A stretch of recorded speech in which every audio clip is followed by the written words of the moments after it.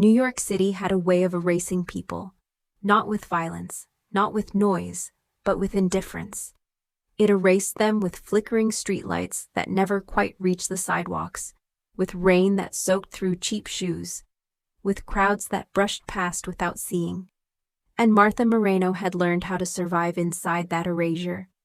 At 22, she had mastered the art of being unnoticed. She worked nights at a narrow diner tucked between a pawn shop and a boarded-up storefront, the kind of place taxi drivers and insomniacs drifted into when the city felt too heavy to face alone. Martha poured coffee, wiped counters, and smiled when required. But never too much. Too much attention invited questions.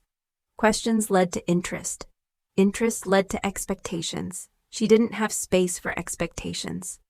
Her body was slim, all quiet strength and restraint, wrapped in plain clothes that hid more than they revealed. There was a softness to her features that suggested gentleness, but her eyes told a different story, watchful, guarded, always calculating how to stay safe. Men noticed her anyway, they always did. But Martha never lingered. She stepped back when they leaned forward. She redirected conversations. She kept her hands busy, her posture closed, her boundaries unspoken but firm. There was something untouched about her, something carefully preserved, not because the world hadn't tried to take it, but because she had learned how to protect herself. At home, protection meant sacrifice. Her mother lay quiet in the bedroom most days, her illness turning time into something fragile and unpredictable. Her father drifted in and out like a storm cloud, sometimes apologetic, sometimes angry, always carrying the faint smell of cigarette smoke and regret. Bills piled up on the kitchen table, rent notices, medical statements, envelopes she didn't open until she was alone. Martha never complained. She simply worked more. And when the apartment finally went quiet at night, when the city's noise softened into a distant hum, she painted. Small canvases hidden beneath her bed. Dark colors, strong lines. Women with their mouths closed and their eyes blazing. Figures standing at the edge of something dangerous, refusing to step back. It was the only place she allowed herself desire, not for men, not for romance, but for escape. The night her life was traded away began like any other. Rain hammered against the diner windows, blurring the city into streaks of white and gold. Martha wiped down the counter for the third time, her reflection faint in the glass. Tired eyes, loose hair escaping its tie. Her phone vibrated in her pocket. Her father's name appeared on the screen. Her stomach tightened. He never called her at work. She hesitated only a second before answering. "Bella," he said, and the sound of her name in his voice sent a chill through her chest. "You need to come home." "What happened?" she asked. Silence. Then a breath that shook. "Please?" She left without clocking out. The apartment door was unlocked when she arrived. The lights were on. Her father sat at the kitchen table, hunched forward, his hands clasped together like he was praying for something he no longer believed in. He didn't look up when she entered. Martha set her bag down slowly. "What did you do?" she asked. His shoulders sagged. Outside, somewhere in the building, footsteps echoed down the stairwell. Heavy, unhurried. The kind of footsteps that didn't belong to neighbors. Martha felt it then, the shift in the air. The moment before impact. The moment before everything breaks. She didn't know it yet, but her name had already been spoken in another room. By another man, one who didn't need to raise his voice to be obeyed. A man who had just bought himself a bride, and who had no idea how dangerous she would become to him. Martha stood in the kitchen as if her feet had been nailed to the floor. The room felt smaller than it had ever been. The walls pressing in, the air thick with the kind of silence that followed irreversible decisions. Her father still hadn't looked up. His hands were clenched so tightly together that his knuckles had turned white. "What did you do?" she asked again, more softly this time. The softness broke him. He exhaled sharply, a sound halfway between a sob and a confession, and finally raised his head. His eyes were red, swollen, stripped of every excuse he had ever hidden behind. "I was going to fix it," he said. "I swear. Just one good night. One win. Enough to clear the debt." Martha's jaw tightened. She had heard these words before, dressed in different tones, spoken with different promises. They always ended the same way. "And you didn't," she said. He shook his head. "There was too much," he whispered. "They don't wait like banks do. They don't forgive." A sharp knock echoed through the apartment. Not loud, not impatient, controlled. Martha's heart stuttered. Her father flinched, then stood, wiping his face with the back of his hand. "They're early," he muttered, more to himself than to her. "Who?" Martha demanded. He hesitated. Then he said the name. "Mario Rocco." The name settled into her chest like a stone.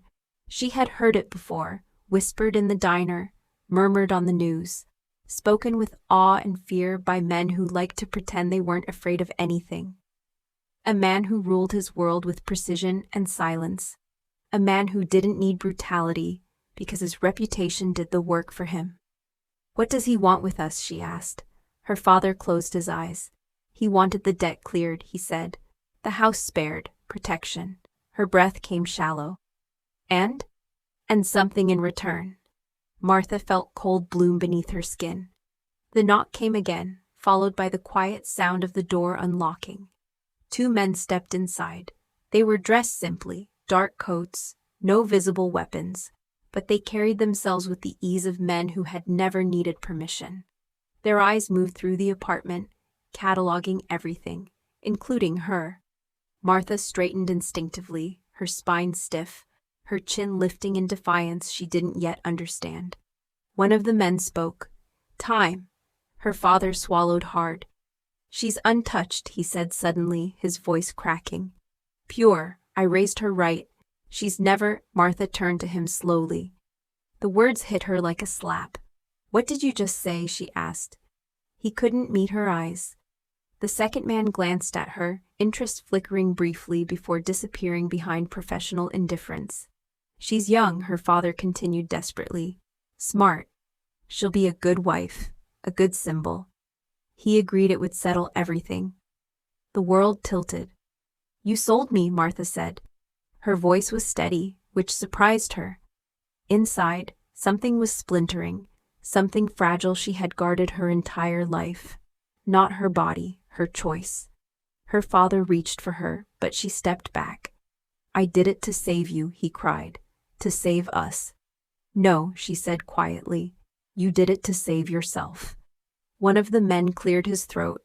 "Miss Moreno," he said, "we need you to come with us." "I'm not going anywhere," Martha replied. The man studied her, then nodded once, as if he had expected that answer. He anticipated resistance, he said. "He asked that we be patient." She stiffened. "He?" The man's lips curved faintly. "Mr. Rocco."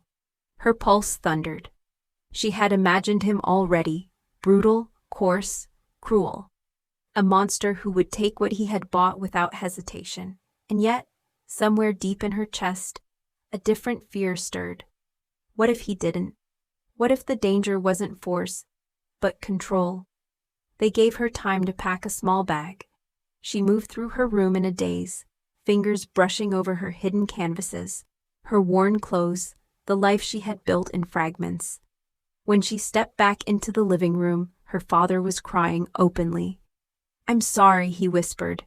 She didn't answer. As she was led out into the rain-soaked night, Martha felt something unfamiliar rise inside her. Not panic, not hysteria. Resolve. If she was going to be handed to a king, she would not arrive broken. And somewhere across the city, in a glass-walled penthouse overlooking the Hudson, Mario Rocco waited. Already aware that the girl being delivered to him was nothing like the offering he had been promised. The Rocco mansion rose out of the night like a monument to control. It wasn't loud. It didn't need to be. Power announced itself here in subtler ways, in the smooth efficiency of the guards, in the absence of wasted movement, in the way the gates closed behind Martha with a final, echoing certainty. She was escorted inside without being touched. That unsettled her more than force would have. The marble floors were cold beneath her shoes. Crystal chandeliers cast soft light that didn't quite reach the corners of the vast hall. Everything smelled expensive. Polished wood, aged liquor, something darker beneath it all. Danger, dressed as luxury. They led her through the house in silence. No threats, no explanations, just inevitability. Then the doors opened. Mario Rocco stood near the windows, his back to the room, one hand resting lightly on the glass as the city stretched beneath him. From this height, New York looked obedient. Small, contained. He turned slowly when he sensed her presence, and the world narrowed. Martha had prepared herself for a monster. She had imagined someone older, rougher, visibly cruel. Instead, the man who faced her was composed to the point of stillness, tall, broad-shouldered, immaculately dressed in a dark suit that looked like it had been tailored to his body alone. His face was striking in a way that felt dangerous. Sharp lines, dark hair brushed back, eyes so deep and steady they seemed to pin her in place. He didn't smile, he didn't speak. He simply looked at her. The silence stretched, thick and deliberate, and Martha became acutely aware of herself. Her breathing, the way her hands curled into fists at her sides. The sudden heat gathering low in her stomach that made no sense and offended her pride. She lifted her chin. If he was going to assess her like property, she would not shrink. Marry an artist. Something flickered in his gaze. Interest, perhaps, or surprise. But it vanished as quickly as it came. "You're Martha Moreno," he said at last.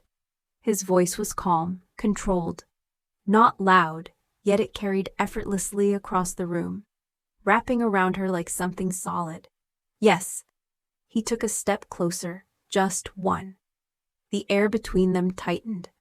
Up close, she noticed details she hadn't expected.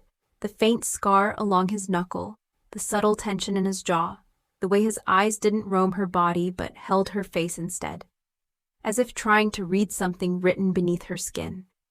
"You know why you're here," he said. "I know why my father thinks I'm here," she replied. That earned her his full attention. One eyebrow lifted slightly. "And why is that?" "Because he thinks I belong to you now." A murmur rippled through the men standing discreetly along the walls. Mario silenced them with a look alone. He studied her for a long moment. "You were offered," he said evenly. "You were not purchased." The distinction should have comforted her. It didn't. "And what's the difference?" she asked. He stepped closer again. Too close. Close enough that she could smell his cologne, dark, smoky, restrained. Close enough that her pulse betrayed her, thudding loud in her ears. "The difference," he said quietly, "is choice." Her breath caught. She hated that her body reacted before her mind could catch up. Hated the awareness creeping through her nerves, the heat that followed his proximity like a shadow. "And what choice do I have?" she asked. He looked down at her then, really looked, his gaze dropping briefly to her mouth before returning to her eyes. The movement was subtle, but it sent a shiver through her that had nothing to do with fear. "You can walk away," he said. The words landed between them, heavy with something unsaid. She searched his face, waiting for the trap, the condition, the hidden threat.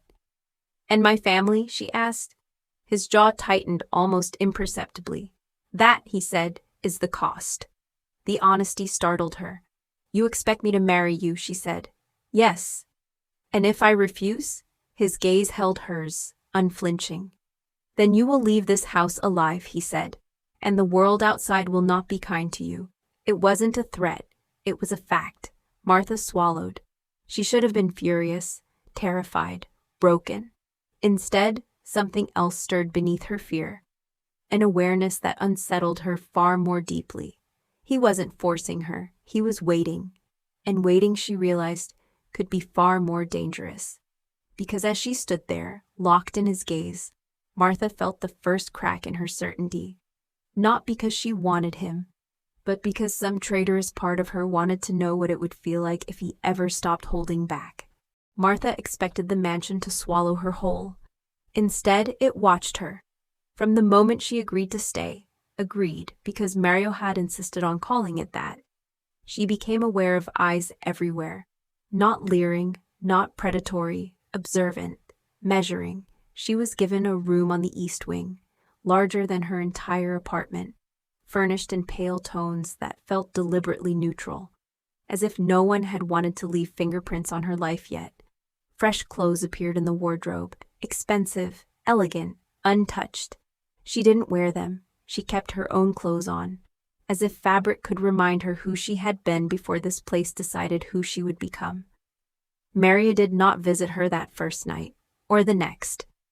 That unsettled her more than his presence would have. Instead, he controlled her world from a distance. Meals arrived exactly when she was hungry. Guards appeared when she wandered too close to restricted hallways.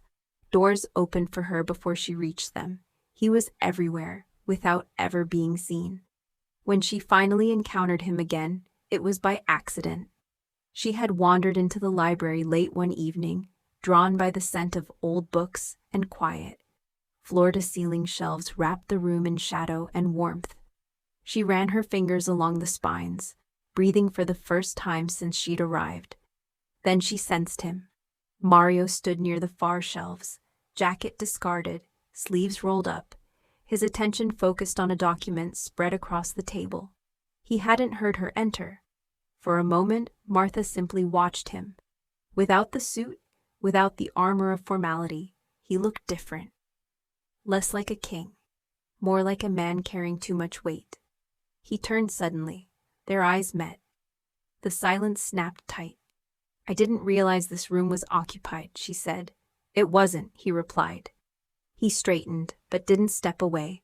The space between them felt intentional now, measured, restrained, charged. "You could have me escorted out," she added. "I could," he agreed. He didn't. She moved closer, pretending interest in the books while acutely aware of how his gaze followed her. Not roaming, not claiming, but fixed. Attentive. "You're not afraid of me," he observed. "I'm afraid of what you represent," she said. "That's different." His mouth curved slightly, not a smile, something more dangerous. "You don't tremble," he said. "I've learned not to." She stopped near the table, close enough now that she could feel his presence like heat against her skin. Too close, far too close. "Why don't you touch me?" she asked suddenly. The question hung between them, raw and unguarded. Mario didn't answer right away. His eyes darkened, his jaw tightening as if he were restraining something far more volatile than anger. "Because," he said slowly, "once I do, nothing about this remains clean." Her breath hitched, the words settled deep, igniting something sharp and aching inside her. She should have stepped back. Instead, she stayed. "Is that supposed to reassure me?" she asked. "No," he said quietly. "It's supposed to protect you." "From you?" she challenged. "From what wanting me would cost you." The honesty stole the air from her lungs. For a brief, reckless moment, she wondered what would happen if she reached for him. If she closed the space he was so carefully maintaining. If she forced him to choose between restraint and instinct. But she didn't. Neither of them did. That night marked a shift. From then on, they orbited each other. Breakfast where their fingers brushed passing the coffee pot. Never lingering, but never accidental. Hallway encounters where he paused to let her pass, his gaze following the curve of her shoulder a second longer than necessary. Late-night conversations that stretched too long, dipped too deep. He never entered her room. He never raised his voice.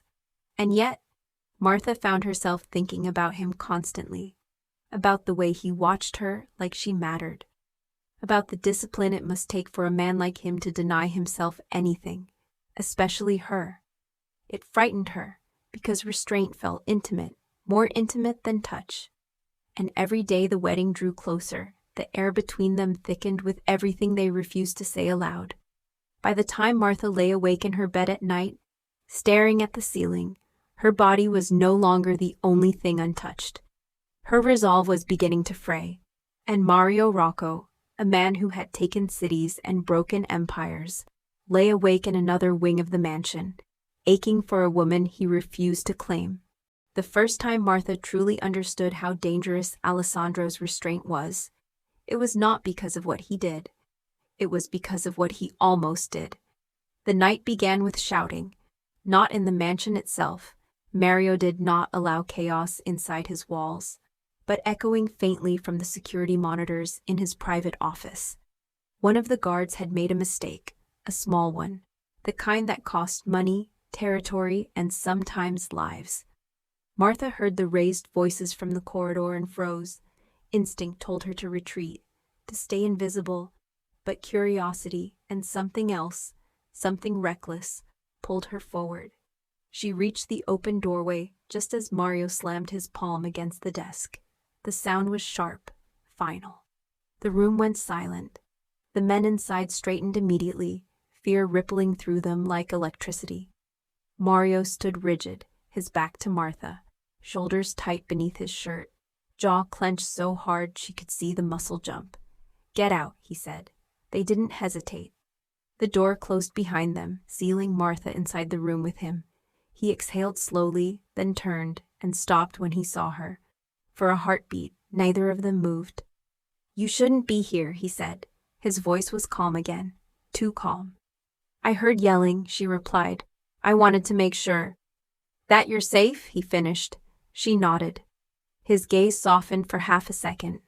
Then something darker slid into place. "This is not a world you protect yourself from with concern," he said. "You protect yourself by staying away."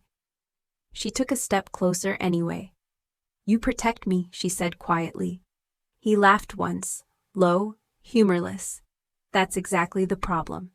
He moved past her toward the bar, pouring himself a drink he did not touch.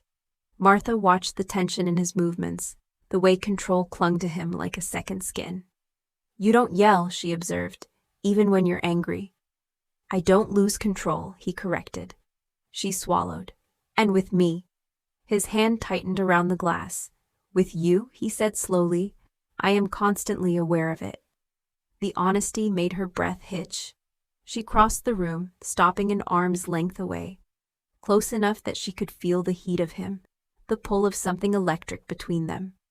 "You think marrying me is restraint?" she asked. "No," he said. "Marrying you is the line I won't cross." Her pulse spiked. "What happens after?" she pressed. His eyes darkened. "That," he said, "is what I'm preventing." The silence between them pulsed. Martha reached out before she could stop herself, not to touch him, but to place her hand on the desk beside his, close enough that their knuckles nearly brushed. "Do you want me?" she asked. The question was soft, devastating. Mario closed his eyes. For one unguarded second, she saw it, the strain, the hunger, the effort it took to remain still.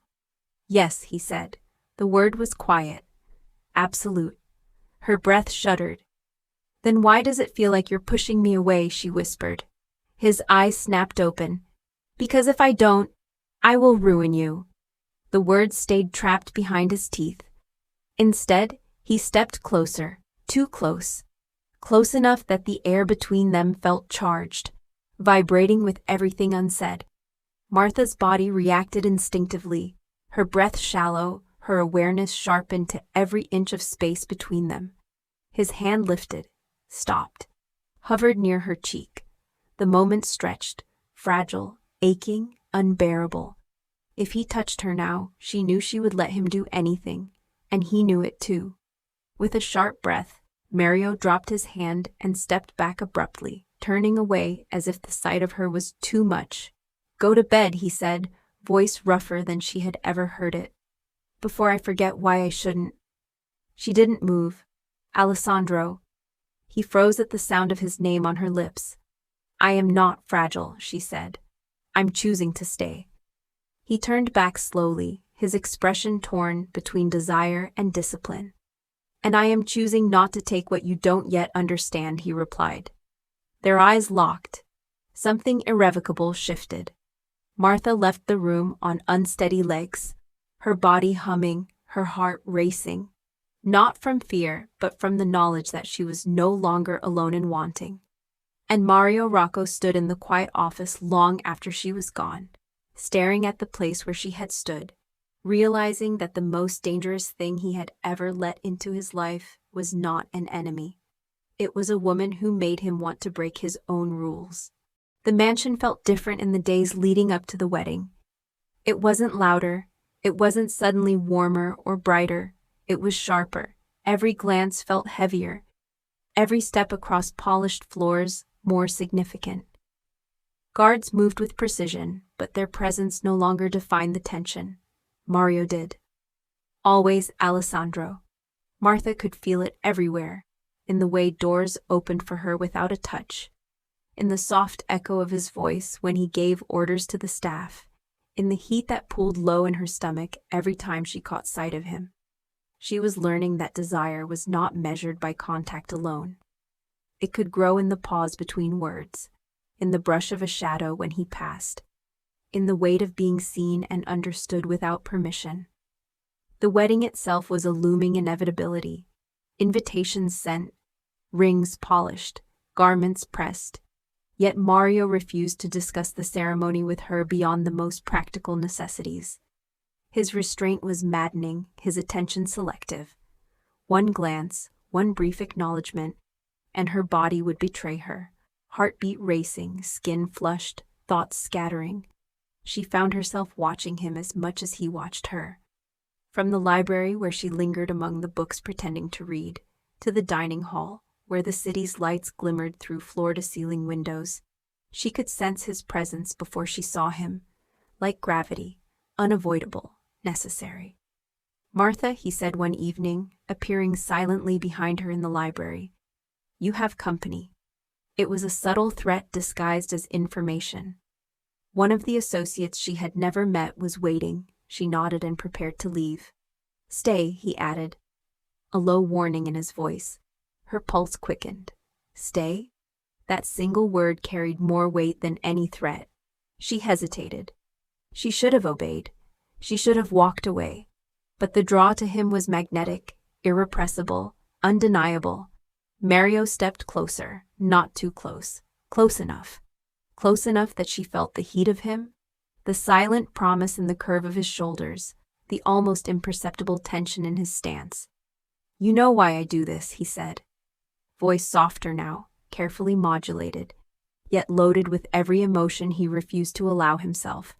"Because I cannot afford to lose control." She looked at him, chest tight, throat dry. Her fingers itched to reach out, to close the space he kept so deliberately. "Control is meaningless if it keeps us apart," she whispered. For a fraction of a second, his eyes softened. Vulnerability flickered there, quickly masked by his habitual composure. "And yet, it is everything," he admitted. The restraint, the distance, the silent electricity, it was unbearable. She felt it coiling around her, pulling her into him, teasing, whispering of forbidden closeness that could never exist. Later that night, in her room, she could still feel him. Not his hands, not his touch, but the lingering impression of presence, of heat, of intention. Her heart refused to settle. Her body refused to forgive the tension simmering just beneath her skin. The wedding preparations themselves became a battlefield of subtle glances and silent provocations. When he passed behind her while she tried on her gown, his shadow brushed her shoulder. Just a touch of air, nothing more, but it left a mark as vivid as fire. During the rehearsal, he lingered near her side, not overbearing, not possessive, observing, watching, waiting. Each movement was a test. Would she flinch? Would she retreat? Would she succumb? She met his gaze. She didn't flinch. And the thrill of it, terrifying, intoxicating, raced through her veins. That night, she lay awake, imagining the wedding day. The thought of him across the aisle, inches away but untouchable, was more thrilling than anything she had ever known. It was maddening, sweet, and aching all at once. She felt desire without knowing its shape, want without permission, fear and longing twisted together in a knot too tight to release. Alessandro, in his own wing, felt it too. Every plan, Every command, every calculated move he made to protect her, to maintain control, was shadowed by the knowledge that he wanted her more than he could allow himself to act. Desire was a threat to his empire, and yet he could not deny it, could not let it go. In the quiet of the mansion, two people moved like celestial bodies, orbiting one another at a distance that was cruel, deliberate, and exquisitely torturous. Every encounter, every glance, every word carried the weight of unspoken longing, the pressure of forbidden attraction that neither could fully name, yet both were acutely aware of. The wedding loomed like a promise, and the tension, the magnetic, unbearable, tantalizing tension, had become the center of every heartbeat, every breath, every thought. They were inches apart, yet miles away, and both knew that when the day came, everything that had been restrained, all the simmering need and suppressed emotion, would demand release. But for now, they waited, and the wait was torture. The day of the wedding arrived like a storm contained within glass walls. The mansion was alive with preparation, though the noise never touched the two people at its center. Staff moved with quiet efficiency. Flowers were arranged in perfect symmetry. Crystal gleamed under the chandeliers, reflecting light like fractured stars. And everywhere, the tension between them hummed, a current too strong to ignore. Martha dressed in silk that felt foreign against her skin, her reflection in the mirror showing a woman she scarcely recognized. Strong, fearful, vulnerable, ready. She took a slow breath and reminded herself why she was here. Not for Alessandro. Not yet. For her family. For the fragile truce that kept them safe. And for herself. To prove she could survive even this. He watched her. From across the room, he watched her. Mario Rocco, the man who had conquered empires and survived betrayal, felt his control slip with every movement she made. Not her gown, not her hands, not even the delicate tilt of her head, but the way she carried herself despite knowing the truth of her circumstances. That defiance, that light in her eyes, it tore at him. They had rehearsed the ceremony hours before, but rehearsal could not prepare them for the charged silence as the day approached. Her heart raced with every glance he cast her way, deliberate, precise, unreadable, but carrying a weight that made her ache. The moment they were alone in the room together before the ceremony, the air contracted. He was nearer than usual, a step closer than politeness allowed. She felt it in her bones, the pull of proximity, the invisible tether of desire that neither could claim but both could feel. "You're beautiful," he said softly, almost unintentionally, as if he had caught himself speaking aloud. Martha froze.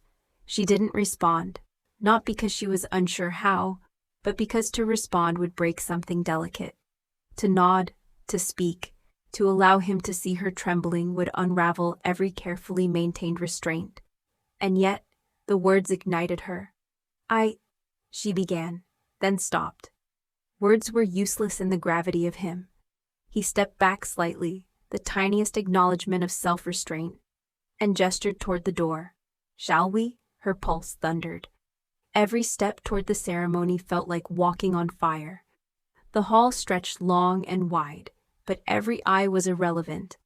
All she saw was him, his presence, his measured stride, the subtle authority that made it impossible to look away. As she approached, he held out his arm, not a command, not a possession, but an offer, a wordless challenge. She took it. The contact was light, almost accidental, but enough. Just enough to make her feel a shiver run from her fingers to her chest. The ceremony began. Words were exchanged, vows rehearsed and recited with precision. Yet the air between them was charged with an intensity no spoken phrase could convey. Every glance, every subtle shift of weight, every measured breath carried unspoken longing.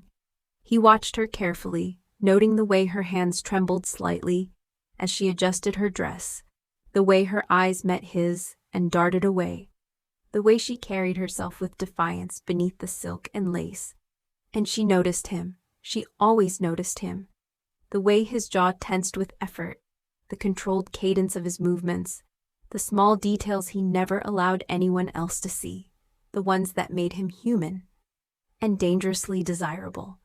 There were moments, tiny, fleeting, when their hands brushed, a palm over a knuckle, an accidental touch of forearms, and each time it was like electricity, silent, potent, and unbearable. The ceremony concluded, applause echoing faintly in the vast room, yet the world had narrowed again for them.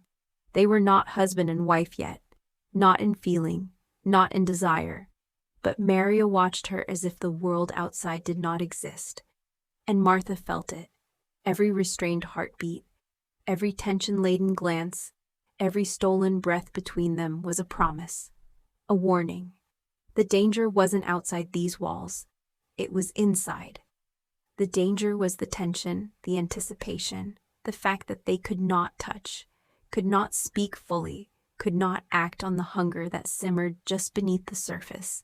And in that perfect, unbearable moment, they both understood one truth. Nothing would ever be simple. Nothing would ever be safe, not for her, not for him, not for the desire that hung between them, taut, heavy, and inescapable. The wedding had begun, but the true test, the one of restraint, of longing, of control, had only just started. The ceremony had ended, but the mansion hummed with a quiet intensity that was almost unbearable. Guests lingered in the main hall, their chatter like distant static. Outside, the city glittered beneath the night sky. Inside, marioned Martha through a series of corridors she had memorized in passing, doors opening before they reached them. The staff watching without intruding, the air thick with something neither wanted to name aloud. When they reached the suite prepared for them, grand yet deliberately restrained, Mario paused at the threshold. He turned, eyes scanning her face. She had expected exhaustion, relief, perhaps even fear.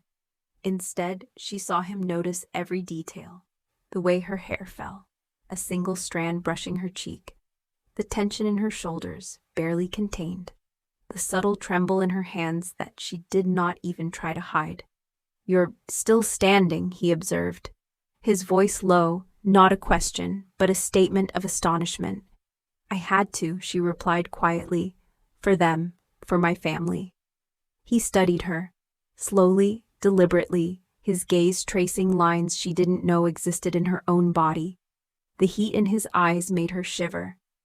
Not from cold, but from recognition. He moved closer, not menacingly, not claiming her, but the air between them seemed to contract, as if the room itself had shrunk. She could feel his presence like a gravitational force, pulling her attention entirely toward him.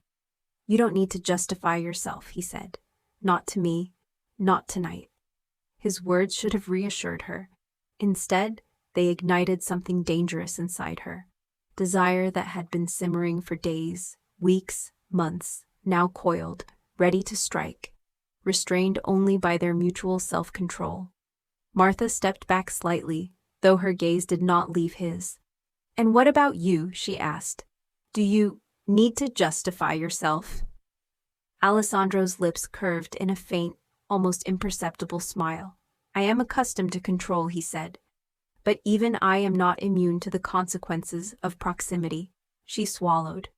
His words felt like a promise and a warning at once. They sat together on the edge of the suite's vast bed, not touching, yet every movement was magnetic. The air between them thrummed with the weight of restraint. She caught herself imagining the warmth of his hand near hers, the subtle shift of his body leaning closer, the impossible temptation of a single brush of fingers. "You're dangerous," she whispered, almost to herself. He turned slightly, eyes locking with hers. "Not I," he said. You. You make restraint impossible." The honesty startled her. She had never heard a man, any man, admit so openly that her presence alone could unsettle him. And yet, in his calm, measured way, it was terrifying and intoxicating. She wanted to retreat. She wanted to leave the room. And she wanted to step closer and see if the thin barrier between them could be broken. Her pulse raced. Her breath came in uneven waves. Every nerve in her body was aware of his proximity, his quiet power, the way he was aware of every inch of hers. Mario shifted slightly, the faintest movement that brought his shoulder nearer to hers, the air brushing against her skin. It was nothing, and yet it was everything. She felt it in her chest, low in her stomach, coiling tight with anticipation. "Martha," he said, voice dropping to a near whisper, "do you understand what restraint costs me?" She nodded, unable to speak. "You are aware, then, of how much I am tempted." Her breath caught. The words themselves were dangerous, yet they carried no claim, no force. Just the truth. A confession, a barrier maintained by will alone. "And yet you wait," she murmured. "Yes," he said simply. "Because the moment I do not, there is no undoing it. Nothing stays clean." Her fingers itched to reach for him, to close the space that neither dared cross. She stayed still. He stayed still. And in that suspended silence, the tension became unbearable. Every glance, every shallow breath, every unspoken thought carried them closer to a line neither would cross, yet both wanted to. For hours they remained in that delicate orbit, not touching, not speaking beyond necessities, yet communicating more in those moments than any words could convey. By the time night deepened, Martha lay awake in her new sweet bed, feeling his presence even in another room, aware that every heartbeat, every controlled movement, was a silent promise. Alessandro, in the shadows across the hall, could not sleep either. Every careful step of self-control, every deliberate pause in the dance of proximity, was an effort of will, an effort slowly eroding against the pull of desire. The wedding night had begun, but the storm between them, the unspoken need, the tension, the impossible desire, was only gathering strength. The quiet of the mansion was shattered, not by alarms or shouting, but by the subtle, insidious knowledge that danger had arrived. Mario knew it before anyone else. He had trained himself to notice the smallest anomaly, a misplaced shadow, a slight disturbance in the routine, the faintest whisper over encrypted channels. And tonight, something had slipped through. Martha was unaware. She was in her suite, trying to make sense of the overwhelming new life she had stepped into, of the unrelenting attraction that simmered between them like a silent fire. Her hands shook slightly as she adjusted the silk folds of her dress from earlier, aware that every glance, every movement from him today had been charged with an unspoken energy. Mario moved through the mansion like a predator in his own territory. Guards were dispatched discreetly, every hallway checked, every entrance scrutinized, and all the while, his thoughts were not just on the threat, but on the woman he had sworn to protect. He found her in the library, a place she had begun claiming as her own sanctuary. She was standing by the window, fingers trailing along the ledge, gazing out at the city that had seemed so distant only weeks ago. "You shouldn't be here," he said, his voice low and deliberate, carrying the weight of both command and care. "I wanted to see," she whispered. "See what?" she added, almost rhetorically, sensing that the weight behind his gaze was far more than territorial caution. He didn't answer directly. Instead, he stepped closer, deliberately, cautiously, close enough that the air between them felt charged. The faintest movement, the shift of his shoulder, the near brush of his hand against the edge of the desk, sent a jolt through her that she tried, and failed, to suppress. "Do you feel it?" he asked. Not the threat, not the danger, but the tension that had become unbearable in their proximity. She nodded subtly, a small acknowledgement, though she didn't dare meet his eyes fully. Not yet. The pull of him, the quiet promise that lingered in the space he occupied, made her head swim. "They're close," he continued. "Closer than we anticipated." Her chest tightened, but not from fear alone. The way he said it, the control in his voice, the calmness masking the storm beneath, made her pulse quicken. Then we prepare, she said, surprising herself with the steadiness of her tone. She had become aware that she no longer feared only him, but what he could not control. Alessandro's eyes flicked to hers, briefly, danger mixed with admiration, restraint mixed with something far more intimate. Desire hung between them, taut and unspoken, intensified by the looming threat. The evening unfolded with meticulous precision.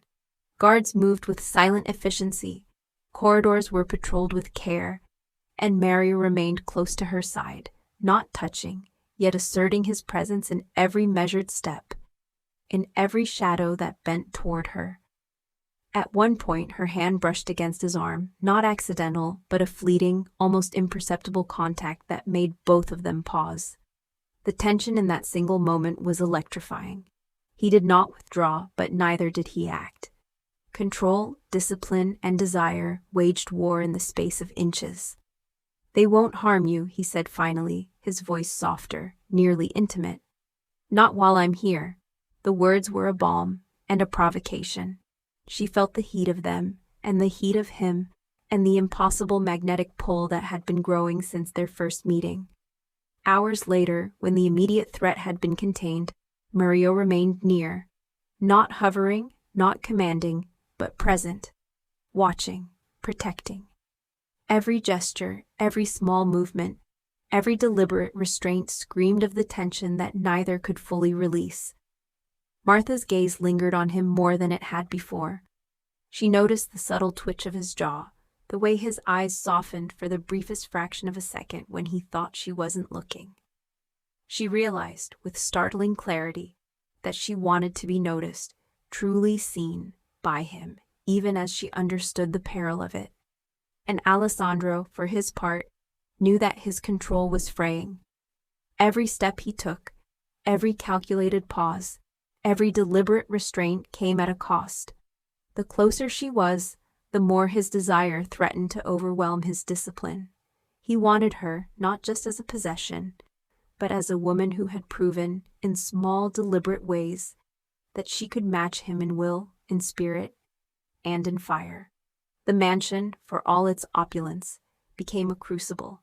Danger lurked outside, tension simmered inside, and the space between them crackled with something neither could fully acknowledge, without undoing all the careful restraint they had maintained.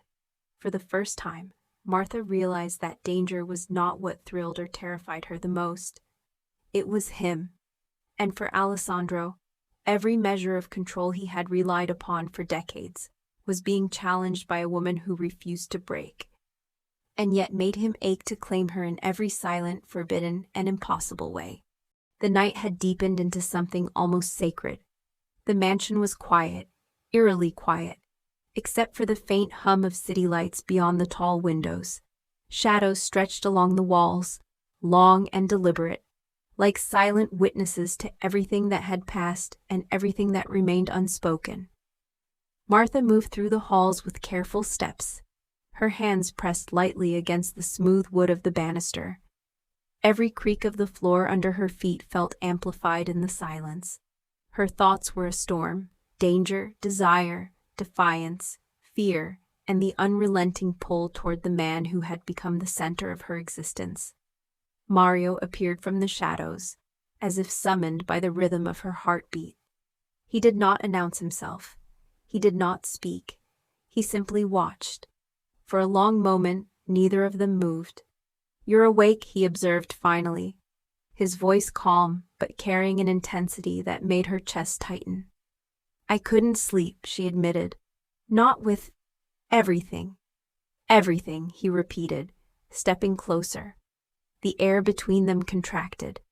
His proximity was deliberate, controlled, but it carried a weight that was impossible to ignore. "You've changed," he said softly, almost to himself, "from the moment you arrived." His words trailed, unfinished, yet heavy with implication. She felt the meaning in them, the acknowledgement that she was no longer merely a guest, a possession, or a liability. She was something more, something dangerous to him, and yet utterly captivating. "I've had to," she said, her voice low, "to survive, to be seen, to understand you." He tilted his head, studying her. The faintest shadow of a smile brushed his lips. "Understand me," he echoed. "And yet you still provoke me." Her stomach tightened. She had not intended to provoke. Or perhaps she had. The space between them had always been a battlefield of control and restraint. Every glance, every small movement, every whisper of thought carried the weight of temptation neither would act on. Until now. "You provoke me too," she whispered. His eyes darkened. The restraint in his posture wavered ever so slightly. "Dangerous words," he murmured. "I know," she said, a shiver running through her. "But true." He stepped closer again, the air between them thickening with every fraction of an inch. She could feel the heat radiating from him, the magnetic pull that had defined their interactions since the moment she had entered his world. "I could," he began, voice low, broken by the weight of control. "Take what I want right now." She froze. Every instinct screamed to flee. Every nerve, every fiber of her being, screamed to lean in, to close the distance, to surrender to the storm that had been building for weeks. "Then don't," she said softly. "Not yet. Not like this." His jaw clenched, his dark eyes locking with hers. The tension was unbearable. Every muscle in his body screamed for release. Every thought, every desire restrained by years of discipline and power, but undone by her presence. "Why?" he asked, voice rougher now, almost a growl. "Because I want it, on my terms," she said, steadying herself against the pull of him. "Because I choose when, not because you take." The words landed between them like fire. Mario inhaled sharply, a tremor passing through him, an admission that her defiance was not just tolerated, but irresistible. "You are maddening," he said, stepping back slightly, as if distance could temper the storm raging between them. "I am unused to desire that is not mine to command." "I am not yours," she replied quietly. "Not yet. But I am here." The tension crackled like lightning in the quiet room. Every unsaid word, every careful glance, every measured step had built to this acknowledgement, recognition, the admission that neither could ignore what had been simmering, coiling between them, long before the wedding had begun. And yet, control remained. Restraint lingered. Desire burned in silence. "You are remarkable," he said finally, voice low and intimate, "and dangerous, and impossible." She felt herself shiver at the weight of it. Not fear, not submission, but the delicious, terrifying awareness that she had claimed something from him even without touching him. "I am neither fragile nor naive," she said, stepping just a fraction closer, closing the invisible gap between them. "But I feel this, and I know you do too." His eyes darkened with need restrained by habit, by power, by every rule he had lived by. And yet he did not move closer. Not yet. The line between control and surrender remained, but it was thinner than ever. For the first time, they both understood, completely, undeniably, that the game had changed. The wedding night, the mansion, the threats outside, they were all secondary. The true battle was here, in the quiet, in the dark, between two people who refused to break, but were powerless to deny the fire building between them. And neither of them would be the first to yield. The mansion was silent, yet every shadow seemed alive.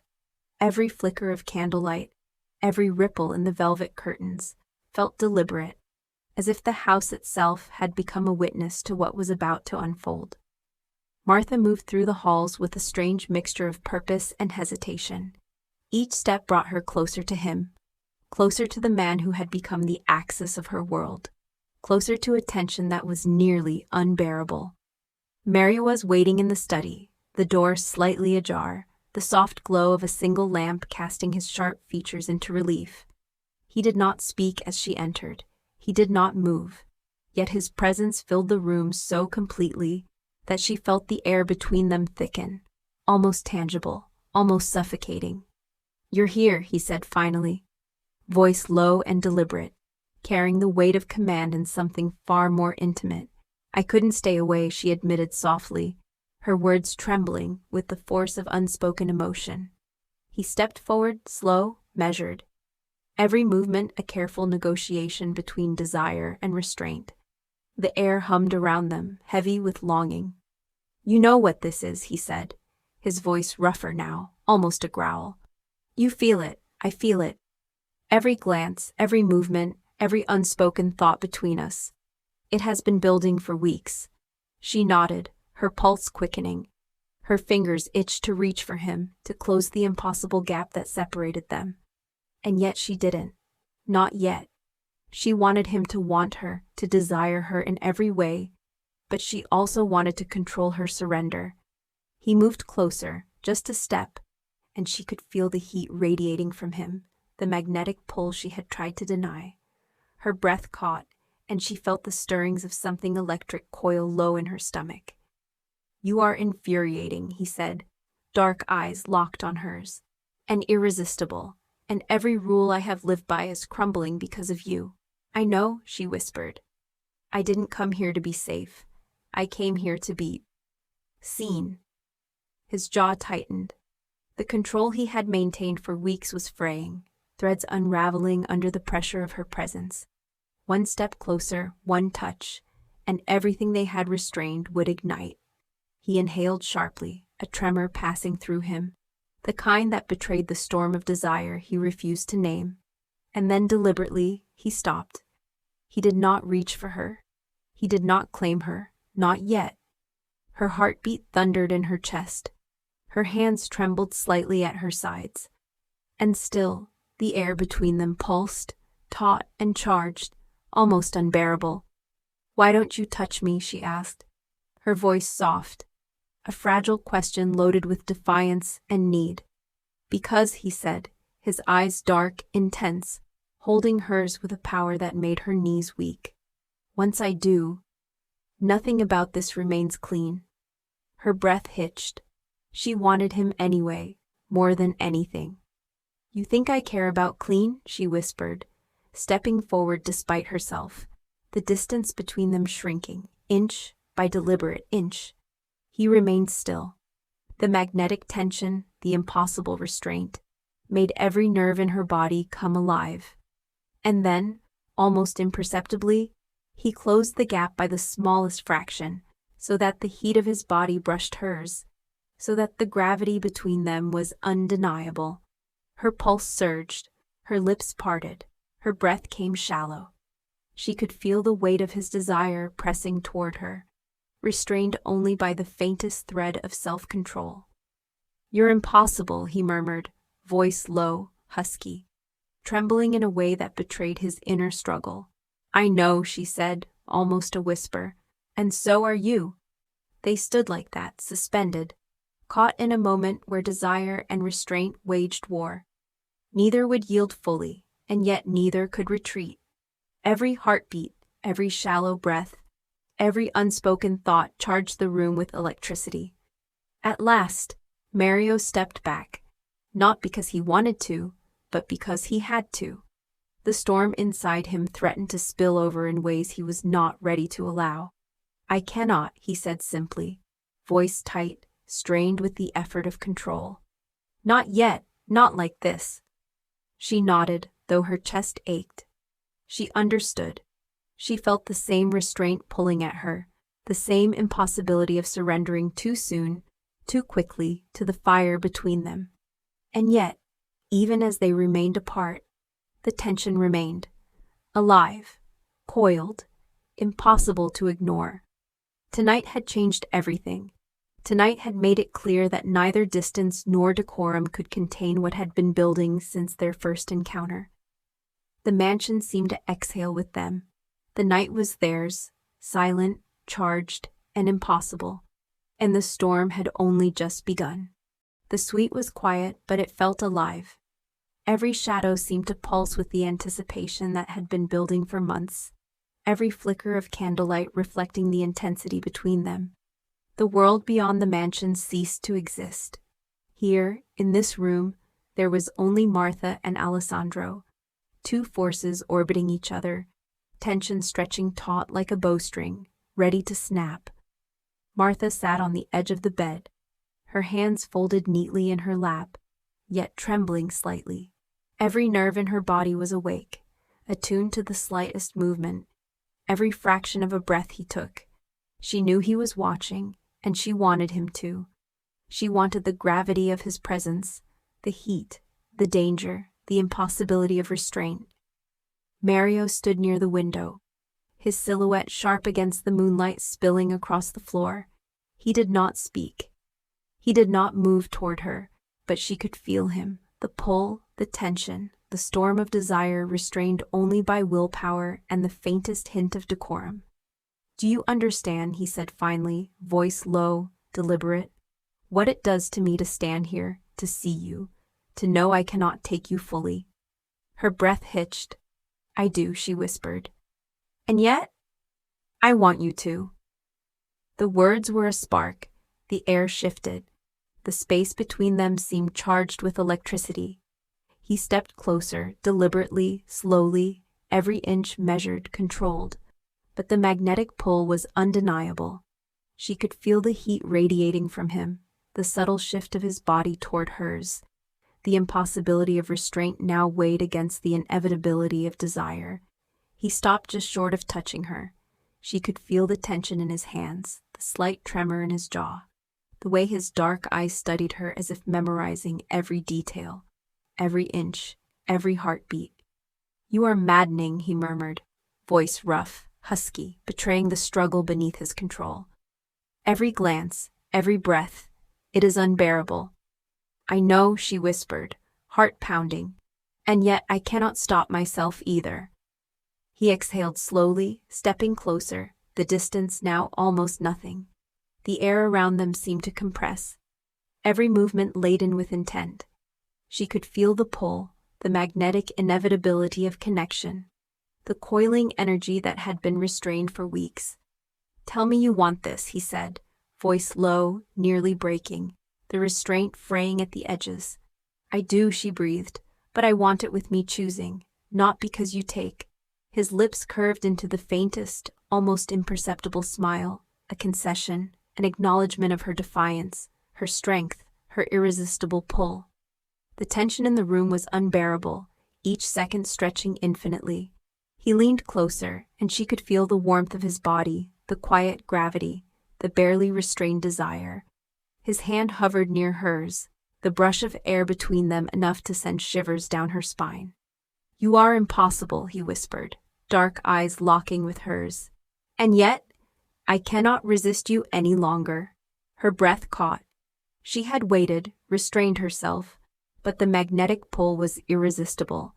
She inched closer, so close that the heat between them was palpable, almost unbearable.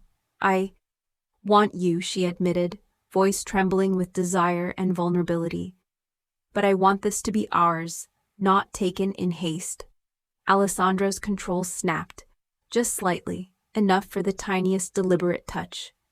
His hand brushed hers, not fully, not claiming, but enough to ignite a fire that had been smoldering for weeks. The brush of skin against skin sent an electric thrill through both of them, a spark that neither could ignore. Their eyes met, and in that shared gaze was everything unspoken, the longing, the desire, the restraint, the danger, the inevitability. The world outside ceased to exist. Only this room, only this tension, only the pull between them remained. He drew back just enough to maintain control, yet close enough that the heat and intensity remained, coiled and potent. She felt the storm inside him, mirrored in her own body, every nerve alight with the impossibility of waiting. Yet knowing the restraint made the connection all the more powerful. "You are mine," he whispered finally, not as possession but as acknowledgement. "And I will protect this, protect you, even as I struggle to contain what I feel." "And I am yours," she replied, voice steady, trembling with anticipation. "Not because you demand it, but because I choose it." The tension between them became unbearable, a living thing, pressing close, whispering of what could be, what must wait, what would come. In the quiet, in the stillness, in the near impossible restraint, they both knew nothing could remain the same after tonight. The wedding night had begun. The fire had ignited, and the storm between them was ready to consume everything. The city outside was quiet now. The hum of distant traffic softened to a whisper. The mansion, still alive with shadows and candlelight, seemed to hold its breath. Every corridor, every corner, every echo of their footsteps was charged with the events of the night. Martha moved with careful precision, though her heart betrayed her. Every glance toward him, every deliberate step closer, made her pulse race, made her body respond in ways she had long denied. Tonight was not about ceremony or obligation. Tonight was about them, about the storm of desire, tension, and forbidden longing that had been building since the moment their worlds collided. Maria watched her from the doorway, eyes dark, controlled, yet betraying the slightest tremor of anticipation. The battle between restraint and surrender had raged for weeks, months even, but now the air itself seemed to demand resolution. "You're here," he said quietly, almost a growl, but tempered with care.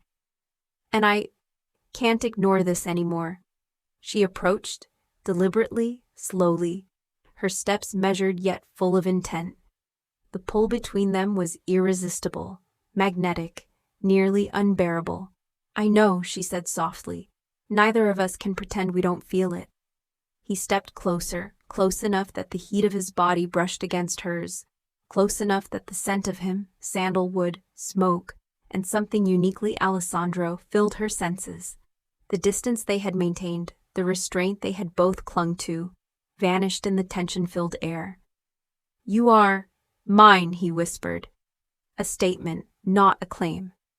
It carried something heavier than possession. It carried acknowledgement, desire, and the promise of protection. "And I am yours," she replied, voice trembling with the weight of confession and desire. "Because I choose it, because I want this, with you." The words hung between them, thick with anticipation. Every nerve in her body, every heartbeat, every breath screamed for him. Yet both knew that surrender, even now, was not about haste. It was about acknowledgement, about trust, about the understanding that desire without choice is never truly desire at all. Mario leaned closer, so close that the heat of him enveloped her. His hand hovered near hers, fingers brushing the edge of her sleeve, teasing, deliberate. Every movement was charged, every gesture loaded with unspoken intent. She felt the fire within him, the restraint battling the pull of the inevitable. "You drive me to the edge," he admitted, voice low, husky. "And yet, I cannot risk losing control. Not of myself, not of us." Her lips parted slightly. "Then don't," she whispered. "Not tonight. Let us choose this, together, on our terms." A tension hung in the room that could have ignited in a spark. But instead, they held it, savoring the inevitability, the slow burn that had defined their connection from the start. Desire was present, undeniable, yet neither rushed. Every glance, every fraction of distance closed. Every silent acknowledgement amplified the storm between them. He brushed a strand of hair from her face, a light touch that sent shivers down her spine. She leaned into it, not yielding fully, but testing the magnetic pull. Their eyes locked, and in that gaze, they communicated more than words ever could. Trust, longing, restraint, and promise.